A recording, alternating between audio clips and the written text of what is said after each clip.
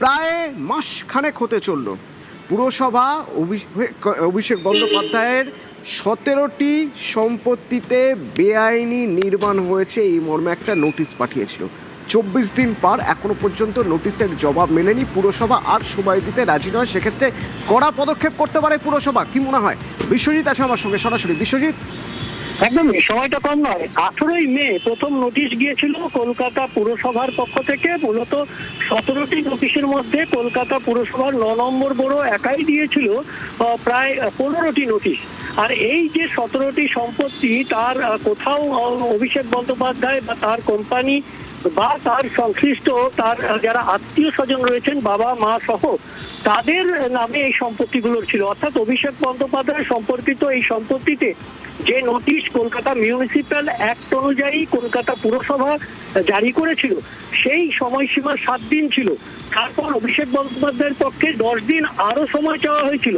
অর্থাৎ এই 17 দিনের সময়সীমা পার ইতিমধ্যেই কলকাতা হাইকোর্টেও কলকাতা পুরসভার এই নোটিশ নিয়ে চ্যালেঞ্জ করে মামলা দায়ের করেছিলেন অভিষেক বন্দ্যোপাধ্যায়। সেখানেও পুরসভা এবং অভিষেক বন্দ্যোপাধ্যায়কে সংশ্লিষ্ট নির্দেশ আদালত দিয়েছে, এবং এই মামলার পাশাপাশি কলকাতা পুরসভার কাছে যে তথ্য জমা দেওয়ার কথা ছিল, কলকাতা পুরসভার আইন অনুযায়ী যে এই নির্দিষ্ট সময়সীমা পার হয়ে গেলেও এখন 24 দিন হতে চললো, এখনো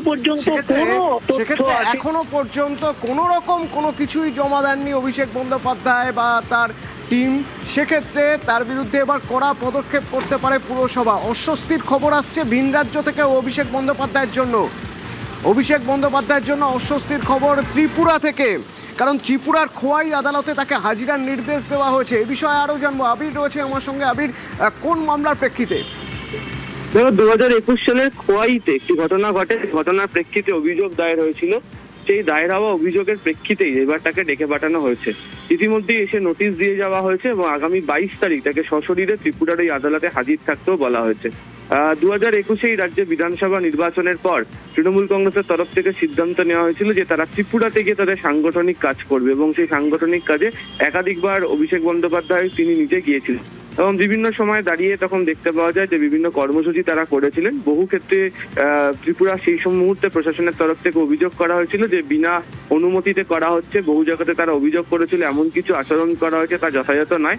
তারই পরিপ্রেক্ষিতে থানায় অভিযোগ দায়ের হয়েছিল। সেই অভিযোগের প্রেক্ষিতেই এবার তাকে সশরীরে 22শে জুন ত্রিপুরার খোয়াইতে হাজিরা দিতে বলা হয়েছে। ধন্যবাদ আবির।